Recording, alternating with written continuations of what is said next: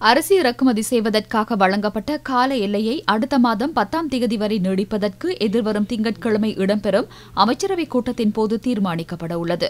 கடந்த 4ஆம் தேதியிலிருந்து அரிசி இறக்குமதிக்கு அனுமதி வழங்கப்பட்டிருந்த நிலையில் நேற்றைய தினம் வரை தனியார் துறையினரால் 35,600 மெட்ரிக் டன் அரிசி இறக்குமதி செய்யப்பட்டுள்ளது. அரச வணிக பல்நோக்கு கூட்டுத்தாபனத்தினூடாக சத்தோசவுக்கு முன்பதிவு செய்யப்பட்ட 10,400 மெட்ரிக் டன் அரிசி தற்போது சந்தைக்கு விநியோகிக்கப்பட்டுள்ளது. இதன் அடிப்படையில் இன்று காலை அளவில் நாட்டுக்கு 45,000 மெட்ரிக் டன் அரிசி இறக்குமதி செய்யப்பட்டுள்ளது. டிசம்பர் 20ஆம் தேதி காலை 9:30 மணி வரை 45,000 மெட்ரிக் டன் அரிசி இறக்குமதி செய்யப்பட்டுள்ளது. 17,500 மெட்ரிக் டன் பச்சை அரிசியும் 23,000 மெட்ரிக் டன் நாட்டரிசியுமாக மொத்த அரிசி தொகை 45,000 மெட்ரிக் டன் காணப்படுகிறது. அரிசி தொகையை பதுக்கி வைத்தல், கூடுதல் விலைக்கு விற்பனை செய்தல் உள்ளிட்ட சட்டவிரோத செயல்பாடுகள் குறித்து கடந்த 10 தினங்களுக்குள் 578 சுற்றி வளைப்புகள் முன்னெடுக்கப்பட்டதாக பாவனையாளர் அலுவல்கள் அதிகார சபை தெரிவித்துள்ளது. டிசம்பர்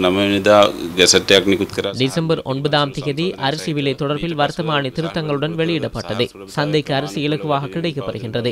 ஒரு சில இடங்களில் கூடுதல் விலைக்கு விற்பனை செய்யப்படுவதாக முறைப்பாடுகள் கிடைத்துள்ளன. மாவட்ட மட்டத்தில் நாம் சுற்றி வளைப்பு நடவடிக்கைகளை அதிகரிக்க தீர்மானித்துள்ளோம். மாவட்ட மட்டத்தில் கடந்த 10 தினங்களில் 578 சுற்றி வளைப்புகளை முழுமையாக முன்னெடுத்துள்ளோம். எதிர்காலத்திலும் தொடர்ச்சியாக சுற்றி வளைப்பு முன்னெடுக்கப்படும். பண்டிகை காலத்தில் தட்டுப்பாடின்றி நுகர்வோருக்கு அரிசி கிடைக்கப்பெறும்.